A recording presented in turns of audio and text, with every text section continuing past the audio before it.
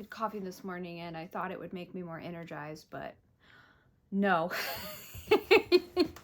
Back to tea I go. Hi, I'm Becky. Welcome to my channel where we're going to talk about books and beads. I love reading and I am crafty. I make jewelry for a living. So here we are, books and beads. Let's dive in. I thought since this channel is brand spanking new, let's get up to speed and let me share all of the books that I have read so far this year. I want to do monthly reading wrap-ups as we go along, but since we're already a couple months into the year, I thought I would share the things that I have already read this year. So let's dive in. First book I read this year I really want to talk about, but it is a part of the S&P boycott. So until I hear otherwise, if we're talking about that stuff or not, I will leave it for now. I really want to talk about it though, so get your ish together, S&P.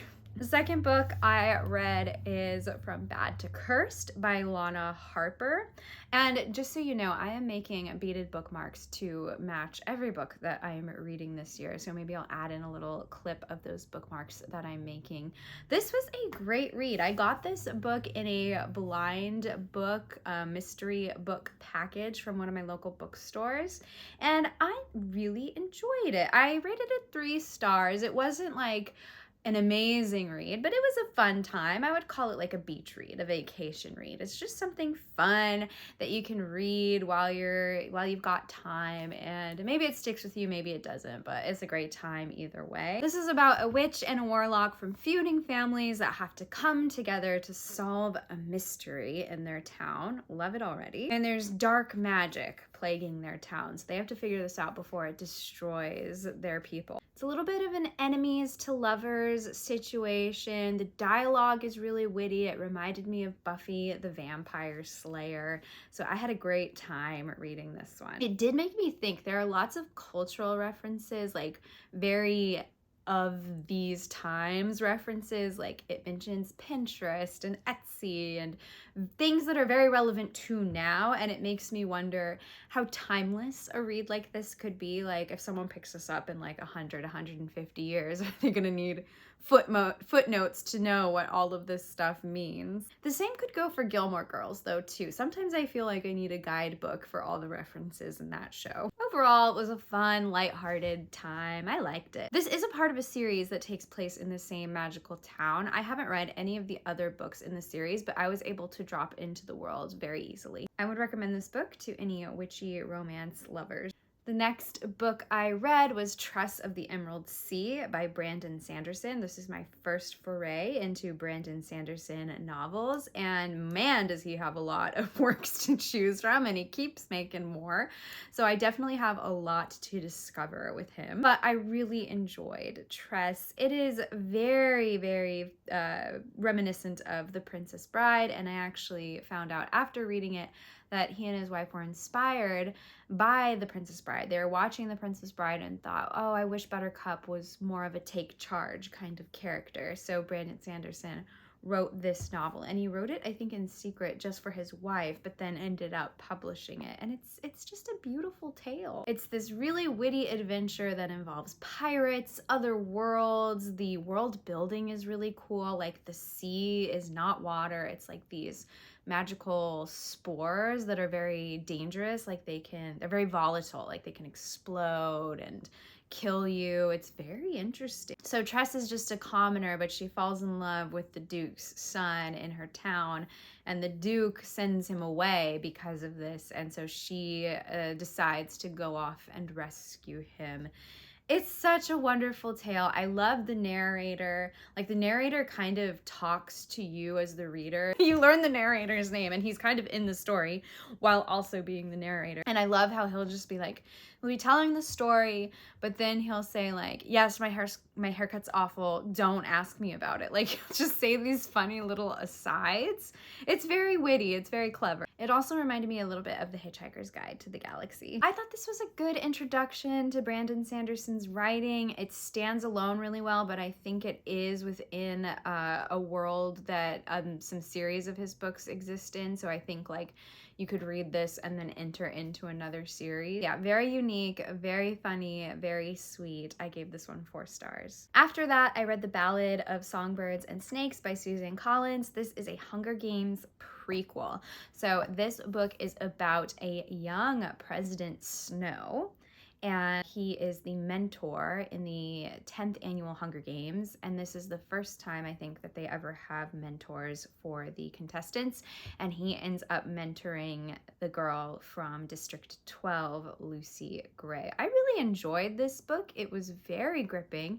I read it really fast because there was a lot of interesting things happening, and I enjoyed the perspective behind President Snow, giving his character a little more depth.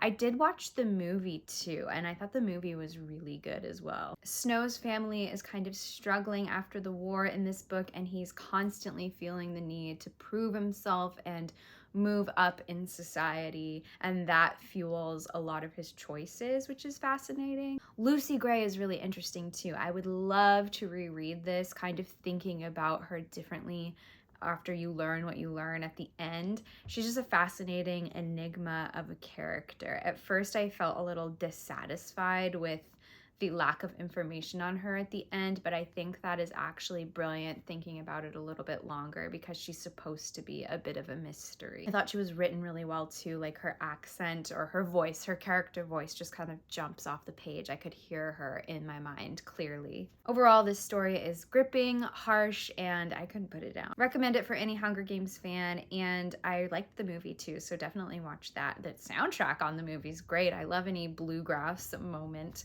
I rated this one 4 stars. Next, I read the 5th season by N.K. Jemisin. This one makes a lot of lists of like top fantasy books, so I had to check it out. And it is unlike anything I've ever read. It is so unique. It follows 3 narratives in a post-apocalyptic setting. And this place, this world is plagued by earthquakes. And there are some people who can manipulate the earthquakes, and they're very powerful, but people kind of look down on them for it. They treat them as other and bad almost. That is very interesting. One of the narratives in this book is written in second person perspective, so it says you pick up the rock, you look through the window, which is, you don't read that a lot, and it reminded me of like text-based video games from back in the day before they could render the graphics on the computer screen. It would just have text of, you are standing in a room and you see these 3 objects, do you pick one up? And then you would have to type in like, pick up the rock. So that was very interesting perspective to read in a book. The world building is really dense at times in this book. I didn't realize there was a glossary until I was a good chunk of the way into this story, but there is a glossary at the back if you need help. But I think it does a good job of like contextualizing those new words. I was able to pick up what those words meant as I went along just based on the context, but the glossary is helpful.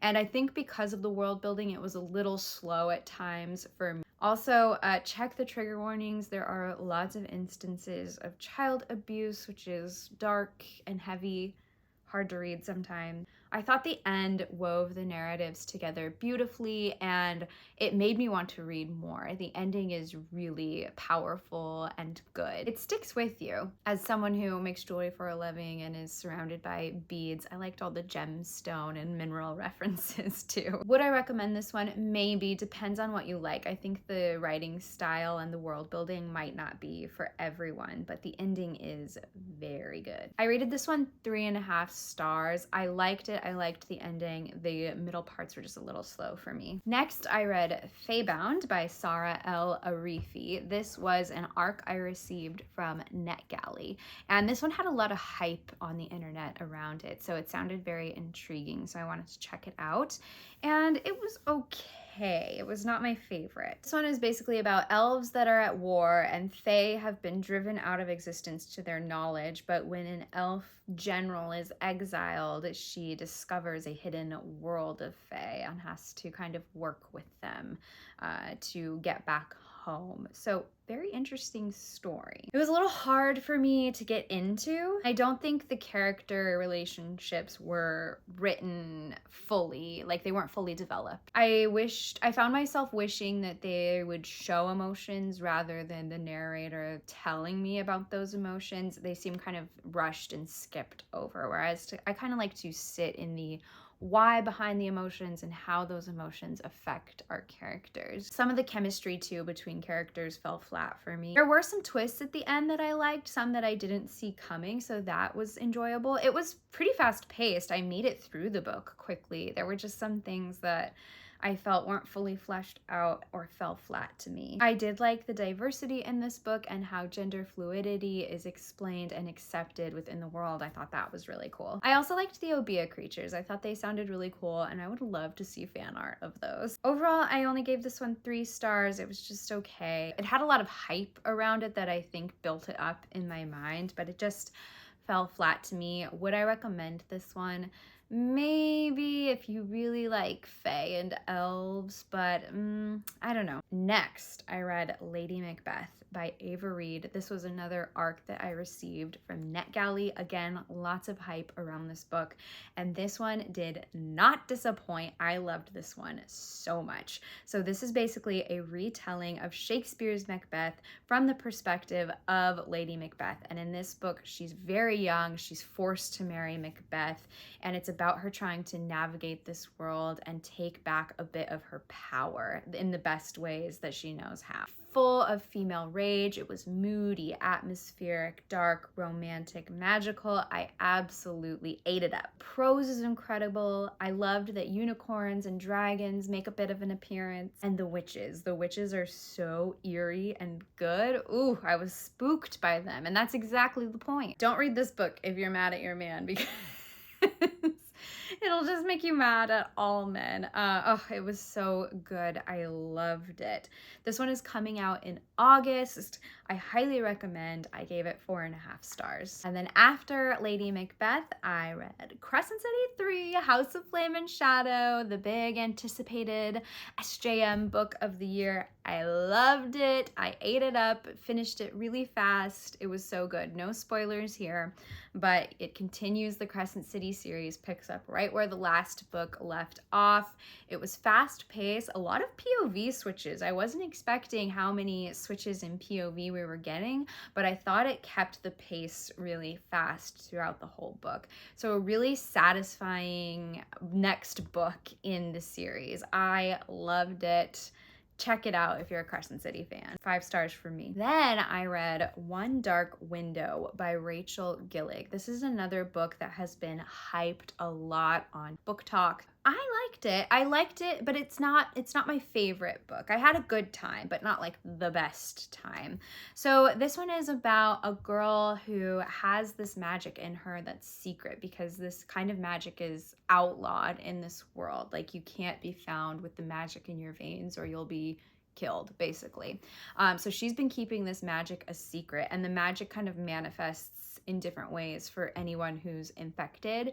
And she has this creature called the Nightmare, like, living in her mind. And there's also the magic system in this world is really easy to pick up on. Basically, there's the magic that Elspeth has, our main character, and then there's these cards in the world that have different powers. And so people around the world are like vying for these cards, and they kind of play into the magic that Elspeth has. And there's a little bit of a romance in this tale too. It has amazing vibes, like dark fairy tale, romantic, creepy vibes. I love the aesthetic of these books. This is the first book in a duology. So you've got One Dark Window and Two Twisted Crowns, which I did also read. So like the vibes of this book are very good. I liked the characters. It's fast paced, but for whatever reason, I couldn't get fully into this duology. like all the elements were there, but something just wasn't clicking. I had a good time, but it wasn't like a great time. I think the second book is better because you get more character perspectives and it's a satisfying end to the duology. But yeah, just good reads, not great to me. I would recommend them though. They're a fun time. A lot of people love them. Maybe that's you too. I also think maybe reading this after Crescent City 3, I had a bit of a book hangover, so I wasn't as fully into it as I would have been had I not just read Crescent City 3.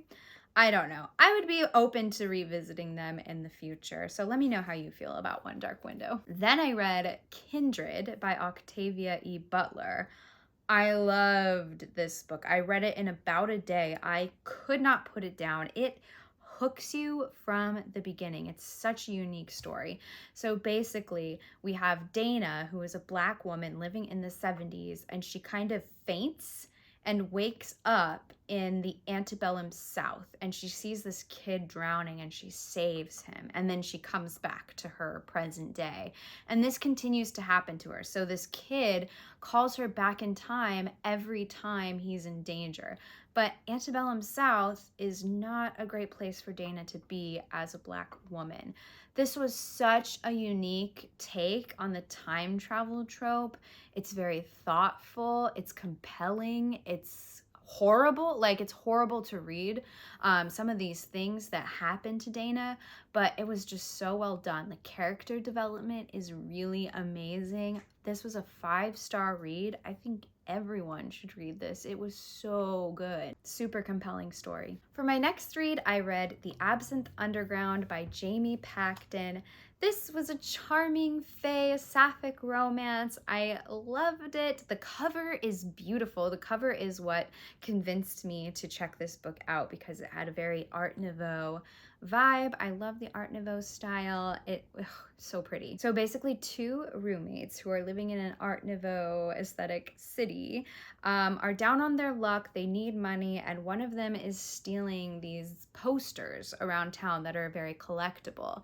And so in the middle of stealing a poster, she is approached by the Green Fairy, who runs this like underground club, the Absinthe Underground, and it has very Moulin Rouge vibes.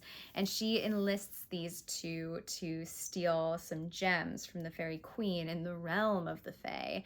And so this book documents their adventures in their quest to fulfill their contract with the Green Fairy. And there's a little bit of a romance too. This was such a charming, cozy read. I really enjoyed it. Characters are really like well-rounded and fleshed out. I could picture them perfectly, and they had cute little quirks too. It was a joy to read. I also loved the feel of the Absinthe Underground Club. It made me want to go there. It was just a sweet story that I would recommend for a rainy day or a vacation read. This was a 4-star read for me. Continuing with the cozy magic vibes, we have The Honey Witch by Sydney J. Shields. This was another arc that I read thanks to NetGalley. I loved it. I loved this book so much. I gave it 5 stars.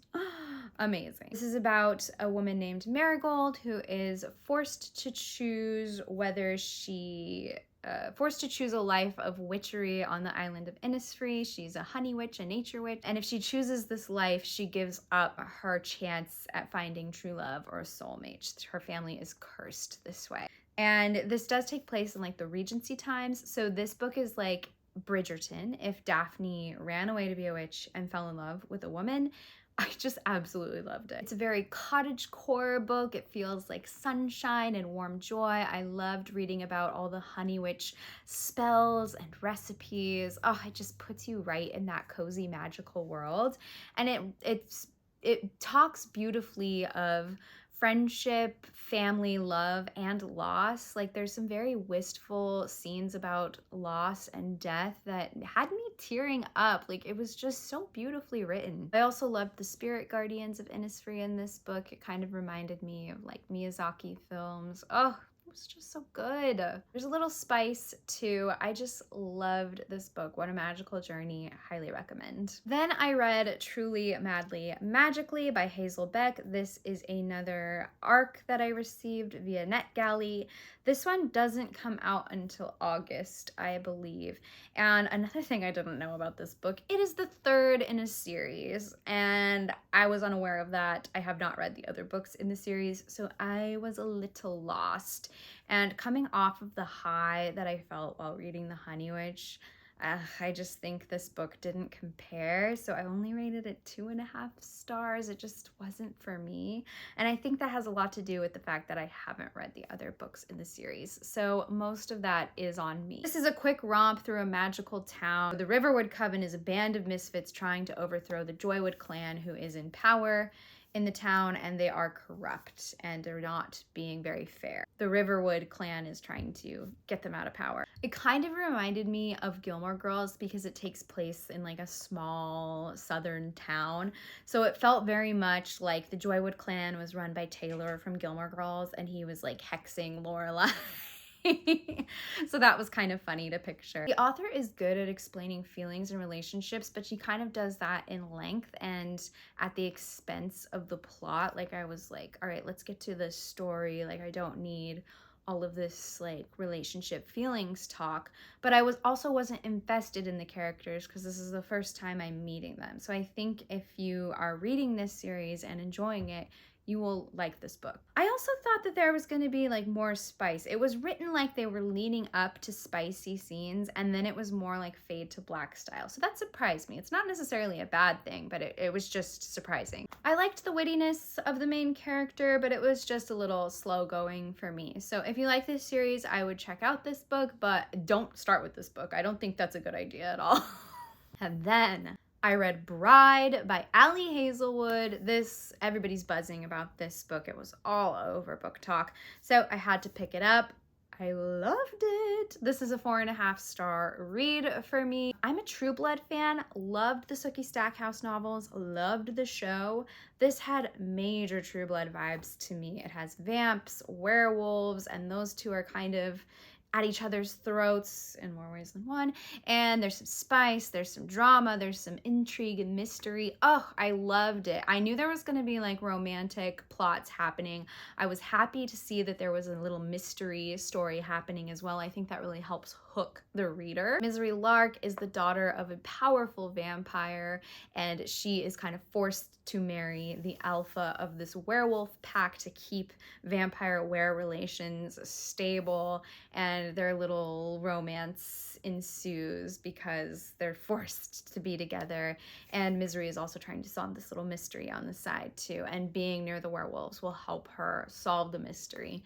So it was a great time. I loved the banter between the two characters. Misery is such a great main character. Great name for a main character too.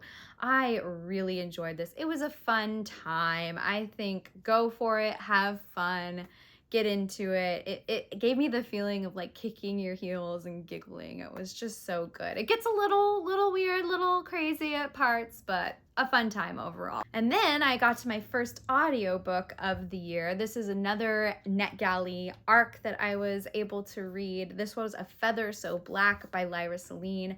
This is the first Swan Lake, Swan Princess retelling of the year for me. I really enjoyed the audiobook. It was an Irish narrator, and I think that accent and her pronunciation of some of the words in the book really helped.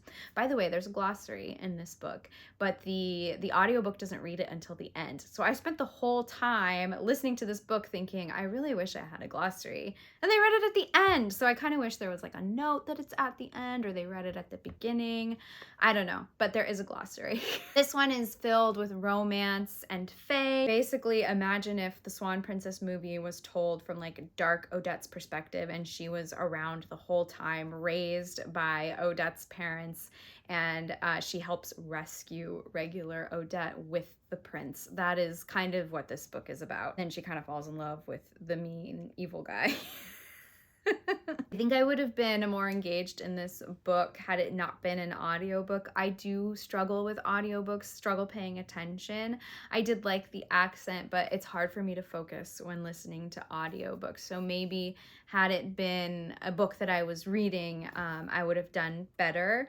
But I also think that there were some plot issues as well. It focuses a lot on the romance, the love triangles, and the love squares that are happening in this book. So at times it feels like the plot is forgotten. There's not a lot going on plot-wise. It's just a lot of pining, and that's not enough for me. I like some action with my pining. I did like the ending. It subverts the Swan Lake, Swan Princess tale in a really cool way. And I think if you're an SJM, Sarah J. Maas fan, there's some things that, some fairy tales and folklore that SJM pulls from that this book is also pulling from. So you'll see some similarities there. So that was kind of interesting to read too. So if you really like romanticities and you're heavy on the romance part, you might enjoy this book. For me, I gave it 3 stars. After that, I read The Unmaking of June Farrow by Adrienne Young. Wow, that was such a unique book, unlike anything I've ever read. It's basically about this woman, June, who has to break this family curse. Her family is cursed to kind of forget their life or go crazy. They kind of get lost in their minds. And June is determined to break this curse. And at the beginning of the book, she thinks she's going to break it in one way, and then that ends up being entirely different at the end. It is a really good read. There's some like romantic tension in this book that's amazing to read. Like you can feel the tension. Oh, it's so good. I don't want to give too much away too, because it's a really unique read. It had a couple moments that left me like gasping out loud, some good like plot twists and reveals.